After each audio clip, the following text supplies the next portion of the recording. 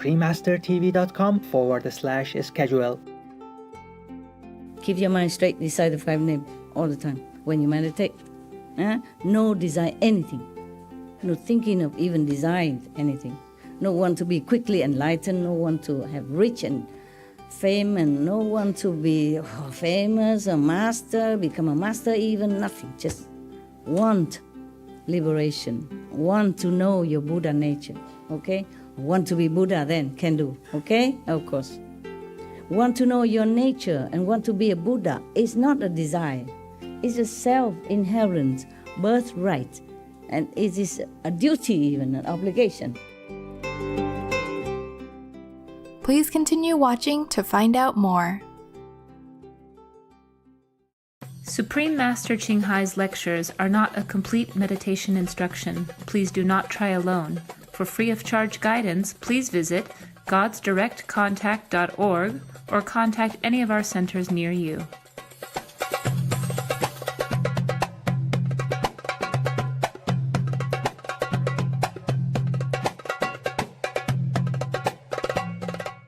Today's episode will be presented in English with subtitles in Arabic, Aulasese, also known as Vietnamese, Chinese, Czech, English, French, German, Hindi, Hungarian, Indonesian, Japanese, Korean, Malay, Mongolian, Belgian, Polish, Portuguese, Punjabi, Romanian, Russian, Spanish, Telugu, and Thai.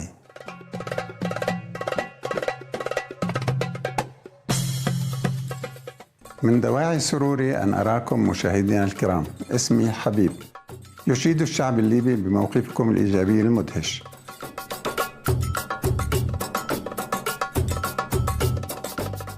ليبيا بلد ذو تاريخ طويل وغني يقع في شمال أفريقيا، تنتشر على طول الساحل الأبيض المتوسط آثار قديمة من التراث الروماني اليوناني، المواقع الأثرية مثل لبتس ماجنا، لبدي العظمى، صبراتا، وشحات سيرين.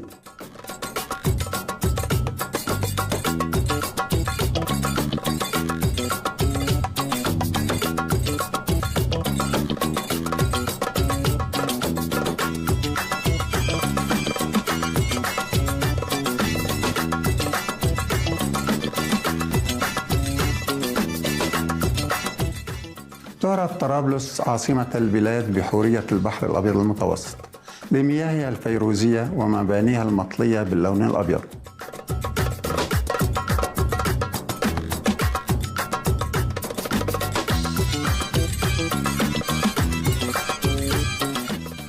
لا تزال المدينة القديمة في طرابلس تتمتع بالكثير من ملامح العالم القديم، حيث نجد متحف السرايا الحمراء مع ساحات بلاط القصر الفسيحة والكثيرة.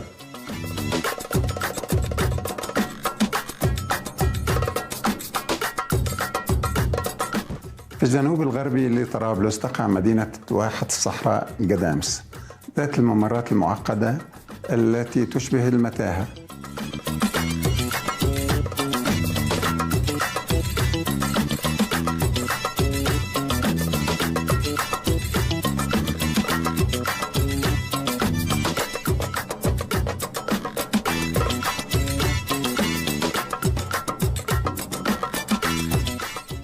تعرف قبائل الصحراء باسم البدو الذين يعيشون حياة بدوية، ولأنهم يرتدون أثوابا تدعى الجلباب مصبوغة باللون النيلي، يطلق عليهم أحيانا الشعب الأزرق.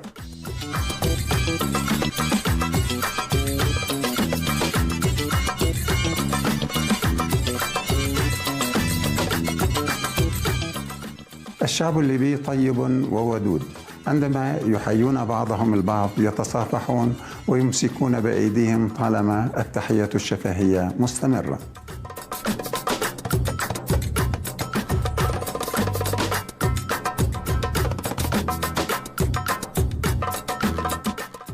مشاهدينا المخلصين، يسعدنا أن نقدم لكم موجزاً عن ليبيا الساحرة، ونتمنى لكم ولأحبائكم السلامة والوئام الأبديين.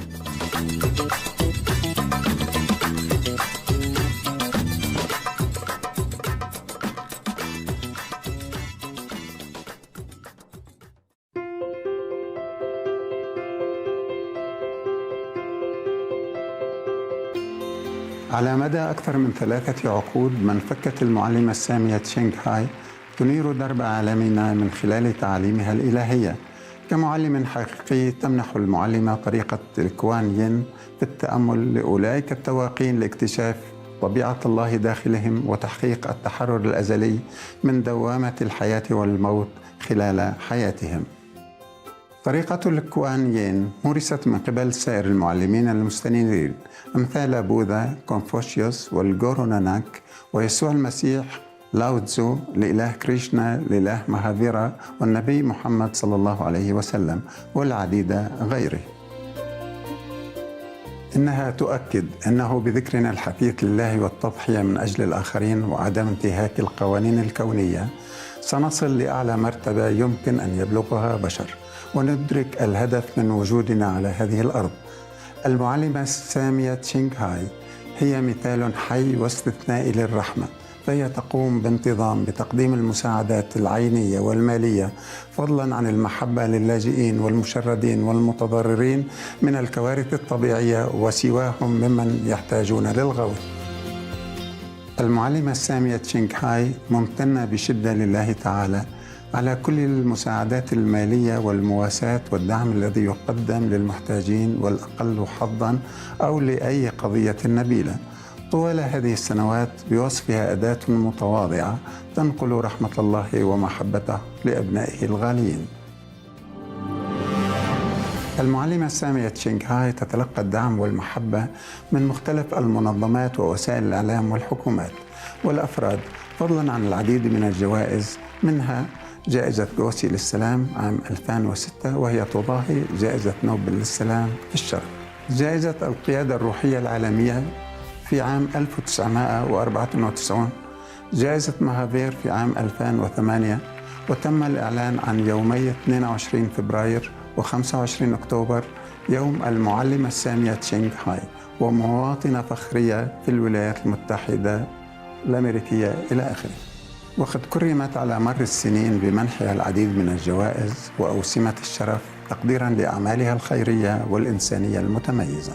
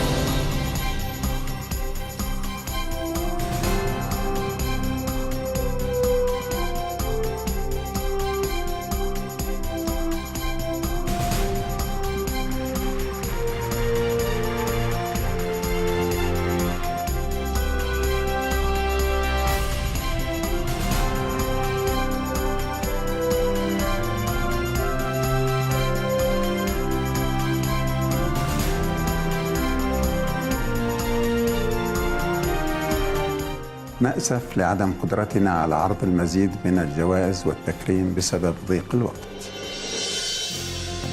وكصوت حقيقي يدافع عن أصدقائنا. الحيوانات الجميلة. المعلمة السامية تشينغ تشجع على اتباع النظام الغذائي النباتي المفعم بالمحبة والسلام، الذي من شأنه إيقاظ الوعي الإنساني لمدى قدسية الحياة بكافة أشكالها، وصولا إلى عالم مجيد تعمه النباتية ويسوده التناغم، حيث الحيوانات والبشر يعيشون في وئام.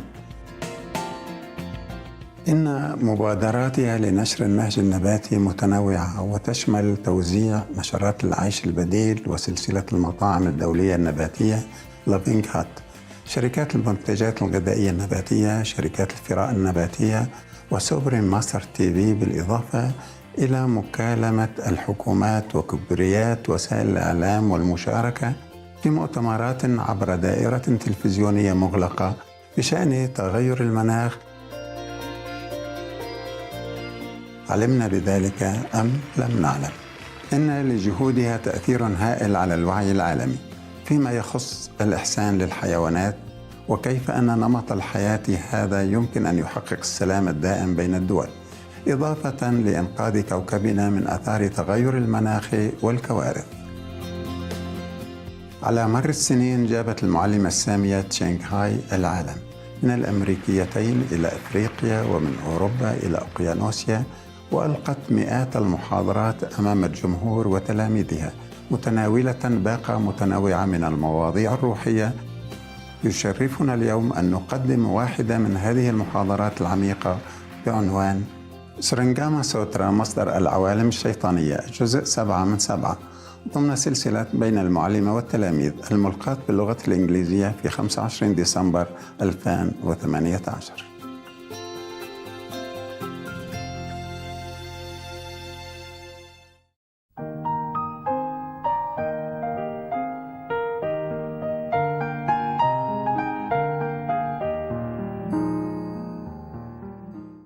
So now, the Buddha continue. So all these demons and ghosts, even the kings of demons, powerful in heaven, they are still imprisoned by this worldly passion and possessiveness. Why you are in samadhi, you enjoying connecting with the Buddha power, with your own Buddha nature inside, and you enjoy and you pure, you uplifted. Therefore, they cannot affect you any more than a blowing wind can affect light, or as if a knife cannot cut through water. Just like what I told you now, okay? When you remember you are Buddha, nothing can harm you, okay? Remember that? It's the same. Buddha likened these demons, even though they're full of hatred and power, but they cannot do anything to you if you are truly connected with the Buddha power, yeah? If you're truly sincere when you meditate. Because if they want to harm you, it's like a knife cut through the water. Nothing happened to the water, yeah? You must be strong, must be convinced, and remember the Buddha say that you have Buddha nature exactly like Buddha. Believe that. And believe that you are God-like. At least you are children of God. Even you can't believe that you're one with God, but you're from God. Who created you if it's not from God? The devil? Of course not. You don't look like. The tree creates you? No, you don't look like. Huh? You look like the image of God that you think God would look like. That is what it is. If God appeared to you, it's just like you, similar to your face. Understand? Just more glory, more light, because we are confined in this body, so we don't see our glory. So you are like boiling water, the Buddha continued to comfort and reassure his disciples. You are like boiling water, while the demons are like solid ice, which, in the presence of heat, soon melts away. Imagine you put a piece of ice cube into the boiling water, what happened? Gone. You are like boiling water. They are just like ice cube. They are furious. Of course, they want to destroy you. They want to disturb you, but they can't. Even if they do, it's just temporarily. Don't fear, okay? Don't worry about it. It will be gone. And they even disturb me all the time. Whenever I want to meditate, of course not for me. I never say, okay, I'm going to do a retreat now so that I be more powerful, I become this, I have all this more power. No. Every time I do retreat, it's for some purpose, for the world, either for this or for that. Everything just benefit for the world. And they even more scared. Yes, they're more scared.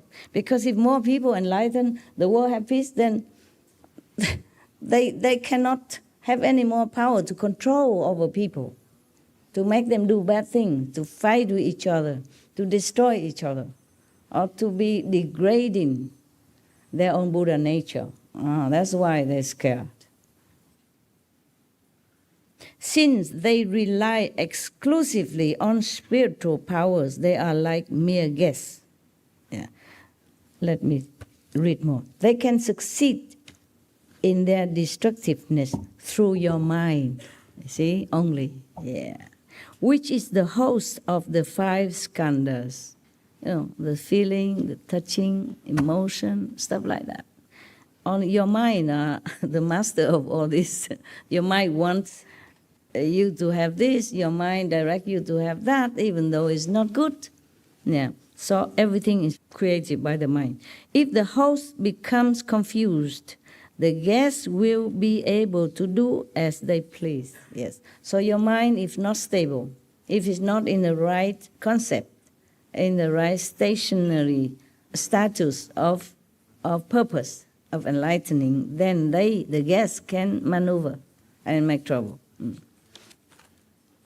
When you are in dhyana, in meditation, awaken, the Buddha say, awake, aware, and free of delusion. Their demonic deeds can do nothing to you. It's like that, yeah, just like above. As the skandhas dissolved, all this kind of sensation, feeling, or emotion, you left behind then, okay? You steady in samadhi, recite the 5 names. Think of God, think of your Buddha power, inner master power. Then all the feeling or whatever desire you have or thinking you have will be gone. You will enter the light then.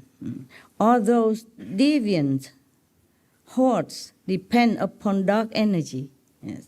Since light can destroy darkness, they would be destroyed if they drew near you. Because if you're steady in your purpose and pure in the mind while you're meditating, they cannot go near. Yeah? I told you before. Remember, you are the Buddha. Same. Okay, huh? Then they will not be able to go even near. They can try, but after a while they cannot go near if you're steady. How could they dare linger and try to disrupt your dhyana samadhi? Yeah, I told you the same. I would probably be in retreat without this initial disturbance if I don't have to carry so much work every day. You understand? Therefore, the first day of my retreat, they can disturb. But that was only the first 1 or 2.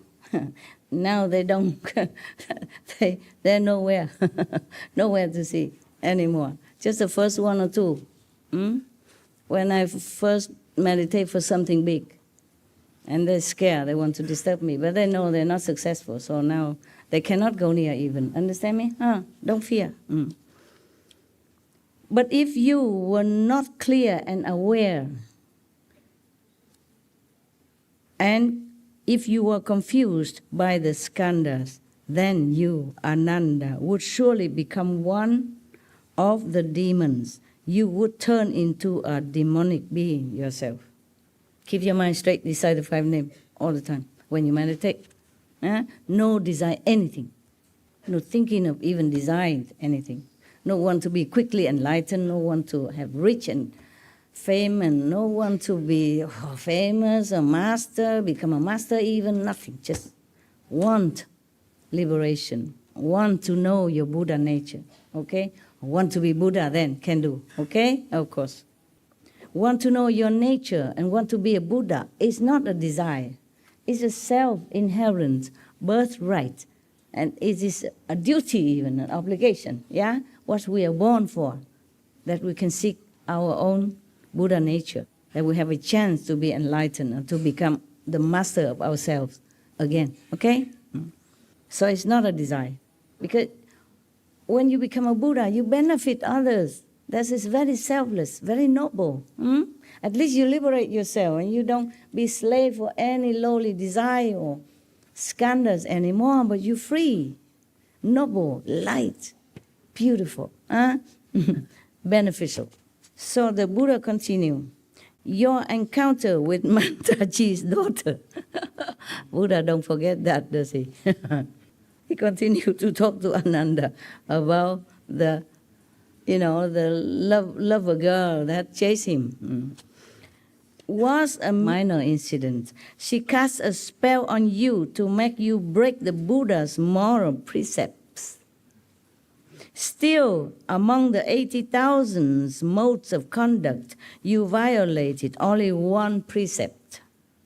Because your mind was pure, all was not lost. You broke only one precept. He did not really. He just was, I would say, seduced. And he was not powerful enough. He did not prepare for that. Yeah? Not only because she's beautiful, but he wasn't prepared that he's going to be seduced. Yeah? He did not know that.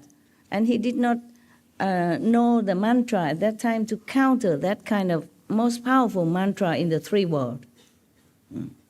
So the Buddha said, you broke only one precept, violate only one precept. That means maybe nearness bodily to a woman, almost gone back to the normal, like a level of man and woman, desiring and having physical pleasure and all that, almost gone. So the monk normally should not touch any woman. He violated only that. But unwillingly, it was not his fault. Yeah, it was not his fault. He was like bewitched into doing that. And at least he was so pure that he still can remember the Buddha. No one except Ananda or a monk of his kind of status would ever be able to escape this kind of mantra. Yeah, so talking about Ananda, anyone could fall into this kind of situation. If you're not strong enough, you fall, okay? Because you can't use magical power to defeat these kind of people, yeah?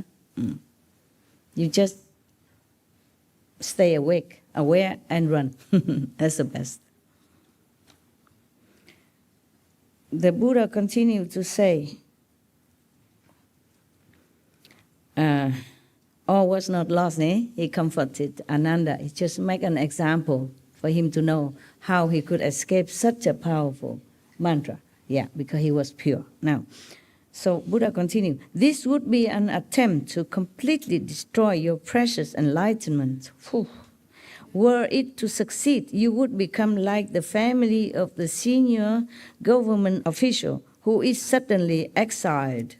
His family wanders, bereft and alone, with no one to pity or rescue them.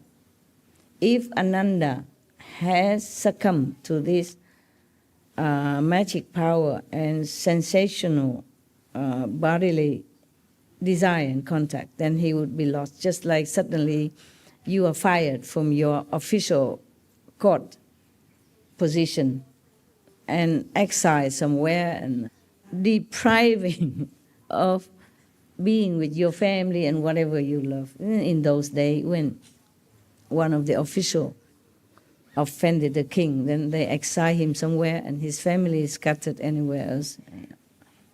Or even maybe being chop. So Ananda, you should know that as a cultivator sits in the Bodhimanda, in his place of meditation, yeah, as we talked yesterday, or any place that you chose to make it into your place of meditation, your quiet corner, yeah, be it your attic, your basement, your car, your mobile home, or your tent. That's your Bodhimanda, where you sit with determination to find your true self nature. So, you should know that a cultivator sits in a Bodhimanda. He is doing away with all thoughts, if you can. Good luck. When his thoughts come to an end, there will be nothing on his mind. This state of pure clarity will stay the same whether in movement or stillness, in remembrance or forgetfulness. This is easier for the monks in those times.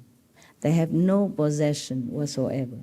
They just have a robe, a bowl, and maybe a blanket to sleep. Understand, yeah? And they just went out to beg for food. If they have food, they eat. If they don't have, okay, they stay for another day. But mostly they would have, because the Buddha has become so famous that people even come to make offering. There will be always some food in the store, and they're allowed to keep something essential for 7 days. Yeah, each month. Yeah, depends on what they need. Buddha continued. When he dwells in this place and enters samadhi, he is like a person with clear vision who finds himself in total darkness. Although his nature is wonderfully pure, his mind is still not yet illuminated. This is the region of the form of skandha. Even though he sits in samadhi very well, he is still not yet completely out of the skandhas. I mean, when you have some thought, feeling, emotional, mentally, your thought, your emotion, your desire form something in your mind. And that is still a form from feeling, from mundane. Skandha is feeling, a sensation. It's not the real Buddha's land. Okay? So the Buddha warned you like that. If his eyes become clear, he will then experience the 10 directions as an open expanse. You see visions, yeah, from the 10 directions. And the darkness will be gone. The Buddha described the inside experience. Darkness will be gone. This is then the end of the form skandha. Meaning, if you your wisdom eye is clear already, then you can see real vision of different heavens in the 10 directions, or maybe Buddha's lands. At that time, then the so-called skandha forms that you have created before, with your desire, your thought, your emotion, mental, imagine, etc., destroy. The real thing come already, okay? He will then be able to transcend the turbidity of kalpas. Contemplating the cause of the form skandha, one sees that false thoughts of solidity are its source. Yeah, I was right. The Buddha say, if you've seen the 10 clear universe, 10 direction vision, or Buddha's land, then you will destroy this desire form. Yeah, and then the cultivator, the meditator, will see the true cause of these false scenery that he has formed in his mind. They are just false thoughts or desire that's, solidify itself into like vision. Yeah, but it's not real. Okay, no, I'm going to I'm going to read further, one more paragraph, and then you can go rest. Yeah, because we're coming to the first demon, okay? At least. And then other demons we will introduce as the day come. Ananda, at this point, as the person intently investigates that wondrous brightness, okay, he already cleared his vision and it's a real vision coming already. At this point, the 4 elements will no longer function together, and soon the body will be able to transcend obstructions. You will not feel anything anymore at that time. You don't even feel you have a body, okay? Then you're okay, yeah. But this state is called the pure brightness merging into the environment. It is a temporary state in the course of cultivation and does not indicate sagehood. Even then, not yet. Sorry. Yeah, you still want to practice? Sounds very hard. Okay. If he does not think, it's okay. not to worry. As long as you realize it's just a state, okay? It's not yet sainthood. It's not a complete enlightenment. Just one little step. As long as you're humble enough to recognize that, then not to worry. See, Buddha saying, if he does not think he has become a sage, then this will be a good state. No harm done. Good. One step to go up. But if he considers himself a sage, then he will be vulnerable to the demon's influence. Yeah. So whenever some of your brothers or sisters tell me he is already in such and such, I say, forget that. Don't ever think like that.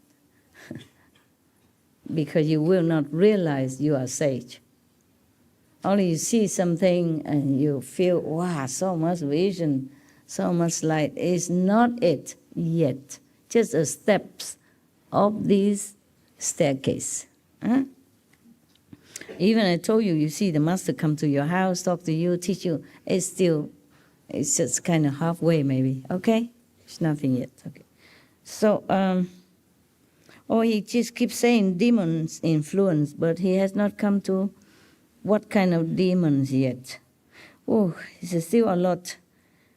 First, the Buddha described the stage of your being in which you could fall into the demon's influence. And later, in other pages afterward here, he will tell you, he will point the name of the special demons, which one, doing what, and why, and where from. You understand? And how to prevent. Whew, you want to read all that? Yeah. You know, yes.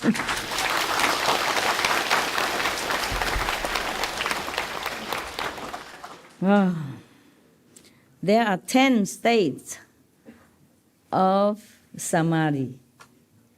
Even you are in a clear vision, pureness, seeing light, vision, and all that already. You still, within the 10 states, you will still fall into the demonic influence if you are not aware. Okay, so that state that the Buddha just described is only the first one. There are 9 more, and knowing me, knowing you, it will be many hours until the 10th stage is finished. I would like to do it tomorrow. Yeah. Yes. We should really thank the past masters, monks and nuns and scholars who have taken time to record the Buddha's teaching after the master's nirvana, and also for the past and present persons, lay or monks or nuns who have really dedicated themselves, sacrificed their time and precious health or under any difficult situation to translate this so that I can read it to you. And we have to thank them. And may they be blessed forever by all the Buddhas, past, present, and future. May their merit be immense. May they be liberated forever. Thank you.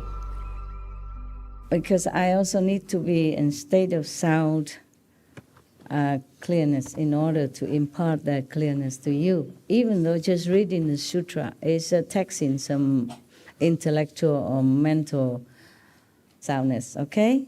I don't want to force myself to do it when I'm not in perfect state of clear understanding, okay? I could interpret it wrong. I wanted to do it right. Tomorrow, okay? Yeah.